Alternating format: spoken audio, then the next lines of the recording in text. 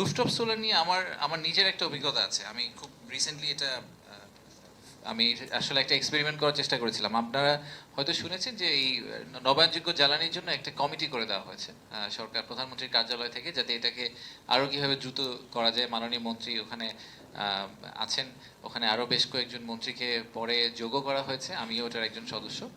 তো সেখানে net metering, rooftop solar এগুলো নিয়ে বিভিন্ন আলোচনা হলো। রুফটপ সোলার একটা পলিসি হয়েছে বেশ কিছুদিন আগে, এটা নিয়ে আলোচনা হলো। তো আমি আসলে আমার নিজের বাসায় ফেরত গিয়ে প্রথমে আমার বাবাকে জিজ্ঞেস করলাম যে আপনি আমাদের বাসায় রুফটপের কি অবস্থা, রুফটপ সোলারের কি অবস্থা। তো উনি বললেন যে আমরা যখন বিল্ডিংটা প্রথমে করেছিলাম তখন কিছু প্যানেল বসানো হয়েছে, সেটা সেই প্যানেলগুলো এখন আর ভালো কাজ টাজ করে না, সোলার টোলার পাওয়া যায় না। ব্যাটারিও তখন কিছু নেওয়া হয়েছিল, ওগুলো ঠিকঠাকভাবে কাজ করে না, সে এখন মনে হয় আর সোলার পাওয়া টাওয়া যায় না। আমার আমার ধারণা যে আপনাদের এখানে যারা আছেন তাদের ম্যাক্সিমাম বাসার ছাদে হয়তো সোলার প্যানেল আছে, কিন্তু সেই সোলার প্যানেলটা ঠিকভাবে ম্যাক্সিমাম কেসে কাজ করে না। তো তখন আমি জিজ্ঞেস করলাম যে তাহলে আমরা প্যানেলটা বদলাচ্ছি না কেন? বলে এত ঝামেলা, এটা কিভাবে করব, কি করব না করব। আচ্ছা, ভালো কথা। তো আমি চিন্তা করলাম যে নেট মিটারিং নিয়ে যেহেতু এত কথাবার্তা হচ্ছে, আমি নিজে একটু ওয়েবসাইটে যাই যে নেট মিটারিং ক্যালকুলেটরটা কিভাবে কাজ করে। তো নেট মিটারিং ক্যালকুলেট করার একটা, যে আপনি সোলার প্যানেল বসালে কত টাকা সেভ হবে এটা ক্যালকুলেট করার পিডিএফ ওয়েবসাইটে কিন্তু একটা জায়গা আছে।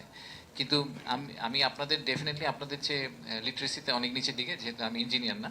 বাট আমি ওই ওয়েবসাইটে গিয়ে এটা থেকে বের করতে আমারই খুবই একটা গলদঘর্ম হতে হয়েছে যে এই ভেরি কমপ্লেক্স ফর্ম, একটা ফর্ম ফিল আপ করতে হয়। ফর্মটা ফিল আপ করলে শেষে আপনাকে ক্যালকুলেট করে বলবে যে কত টাকা আপনার সেভ হতে পারে যদি আপনি সোলার প্যানেল বসান।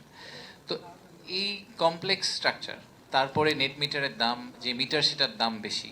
আমি একজন ভদ্রলোককে চিনি, উনি গত 1.5 বছর ধরে নেট মিটার বসানোর চেষ্টা করছেন, সোলার প্যানেল বসিয়েছেন কিন্তু নেট মিটারিং আর চালু করতে পারছেন না, 1.5 বছর ধরে চেষ্টা করছেন বিভিন্ন জটিলতার কারণে। তো তার মানে হচ্ছে যে আমরা একটা কনসেপ্ট দাঁড় করিয়েছি, কিন্তু কনসেপ্টের এক্সিকিউটেবল কোনো প্রসেস আমরা দাঁড় করাইনি। তা কি হওয়া উচিত ছিল? হওয়া উচিত ছিল এরকম, এখন তো সব কিছু আমরা মনে করি যে কনজিউমার ফোকাস হওয়ার কথা, তাই না? যে আজকে যদি আমার একটা হটলাইন নাম্বার থাকতো, যে আমি একটা নাম্বারে ফোন করে বলতাম আমি ঢাকা শহরে থাকি, আমার বাসার ঠিকানা এটা, আমার বাসার ছাদে রুফটপ সোলার বসিয়ে দিয়ে যান, ফুল স্টপ, শেষ। এটার পরে আর কোনো কথাবার্তা আমি জানতে চাই না। কিভাবে আপনি সোলার রুফটপ উপরে কিভাবে বসাবেন, কতগুলা বসানো লাগবে, কি মাপ করা লাগবে, এই জিনিসগুলো আমরা প্রাইভেট সেক্টরকে কেন দিয়ে দিই না? যে আমরা যদি জোন ধরে ধরে প্রাইভেট সেক্টরকে বলি যে ঠিক আছে, ঢাকা 15 আরও বড় করি আমরা, যে এই 10 স্কোয়ার কিলোমিটারের মধ্যে যত রুফটপ, যদি হটলাইনে ফোন আসে একটা private sector company across that area তারা ফুল রুফটপটা ম্যানেজ করবে, তাহলে সেই কোম্পানির জন্য একটা স্কেলেবিলিটি থাকে। একই সাথে আসলে এই সার্ভিস কোয়ালিটিটা সিগনিফিকেন্টলি ইমপ্রুভ করা সম্ভব। তো এরকম বেশ কিছু আইডিয়া নিয়ে এখন আলোচনা হচ্ছে, তা আপনাদের প্রেজেন্টেশনটাও সেটা কি আসলে আমার মনে হয় রিঅ্যাফার্ম করে। আরেকটা জায়গা হচ্ছে যে বড় বড় স্কেলের যে সোলার প্ল্যান্টগুলো, সেটা নিয়ে আমি জানি না, আপনারা হয়তো নিউজে দেখে থাকতে পারেন, আমরা গত বৃহস্পতিবার আমাদের বিনিয়োগ উন্নয়ন কর্তৃপক্ষতে একটা মার্কেট সাউন্ডিং এক্সারসাইজও করেছি। সরকারের অব্যবহৃত এবং নিষ্কণ্টক যে জমিগুলো আছে, যেগুলো অনেক বড় এবং সেগুলোতে আগামী 15 বছরে কোনো কিছু করার কোনো পরিকল্পনা নেই, সেই জমিগুলোকে আমরা পাবলিক প্রাইভেট পার্টনারশিপ মডেলে সোলার প্ল্যান্টের জন্য প্রাইভেট সেক্টরকে দিয়ে দেওয়ার কথা চিন্তা করছি। কারণ আমাদের প্রেসিডেন্ট যেটা বলেছেন যে জমির স্বল্পতা এবং জমির দাম, এই দুটাই আসলে আমাদের ইন্ডাস্ট্রিয়াল স্কেল সোলারের জন্য সবচেয়ে বড় চ্যালেঞ্জ।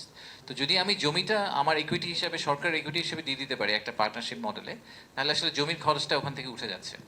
উঠে গেলে যেটা হবে যে আমাদের হয়তো পার কিলোওয়াটেও আসলে কস্টটা সিগনিফিকেন্টলি কমে আসবে। তার চেয়ে বড় কথা যে জমির মানে সহজলভ্যতা, যেটা আমাদের সবচেয়ে বড় ইস্যু, সেই ইস্যু থেকে আমরা একটা মুক্তি পেতে পারবো হয়তো।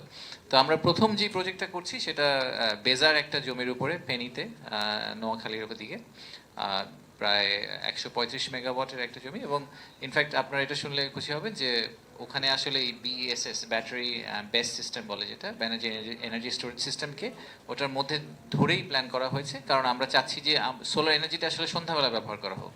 দিনের বেলা কিন্তু আমাদের আসলে ইলেকট্রিসিটির খুব একটা ঘাটতি নেই, আমি জানি না এটা সবাই খুব ক্লিয়ারলি জানেন কিনা। আমাদের মেজর চ্যালেঞ্জ হচ্ছে সন্ধ্যাবেলা। তো সন্ধ্যাবেলায় যদি আপনি ফার্দার ইলেকট্রিসিটি জেনারেশন অ্যাড করতে না পারেন, আপনি দিনেই অ্যাড করতে থাকেন, আপনাদের প্রেজেন্টারও যেভাবে বললেন, তাতে আসলে আমাদের পুরো সমস্যাটার সমাধান হয় না।